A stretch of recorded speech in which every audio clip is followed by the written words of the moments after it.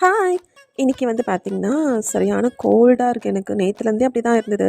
இன்னைக்கு கொஞ்சம் ஹெவியாவே இருக்கு. சரி நல்லா காரமா ஏதாவது சாப்பிடலான்னு சொல்லிட்டு, என்னோட கோல்டுக்கு ஏத்த மாதிரியான ஒரு ரெசிபி தான் நான் பண்ணிட்டுருக்கேன். ஒரு மிக்ஸி ஜார்ல சீரகம், மிளகு, பூண்டு, பச்சை மிளகா, கருவேப்பில போட்டு நல்லா அரைச்சு எடுத்துக்கோங்க.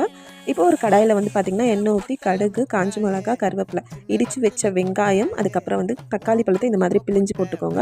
அரைச்சு வச்சிருக்க மிளகு, சீரகம், பூண்டு அதெல்லாம் போட்டுட்டு கூடவே ஒரு 4 பீஸ் சிக்கன் மட்டும் ஆட் பண்ணிக்கோங்க. நீங்க நாட்டுக்கோழி ஆட் பண்ணிங்கன்னா இன்னும் டேஸ்ட்டா இருக்கும். அதுக்கப்புறம் தண்ணி ஆட் பண்ணிவிட்டு மஞ்சத்தூள், பெருங்காயம், கொத்தமல்லி இதெல்லாம் போட்டு நல்லா கொதிக்க வைக்கணும். நல்லா கொதிச்சு வந்தக்கப்புறமா வந்து பார்த்திங்கன்னா, லாஸ்ட்டாக மிளகுத்தூள் போட்டு கொஞ்சமாக கொதிக்க வச்சுட்டு இறக்கிட்டிங்கன்னா சூப்பரான உங்களுக்கு கோழி ரசம் ரெடி ஆகிடும்.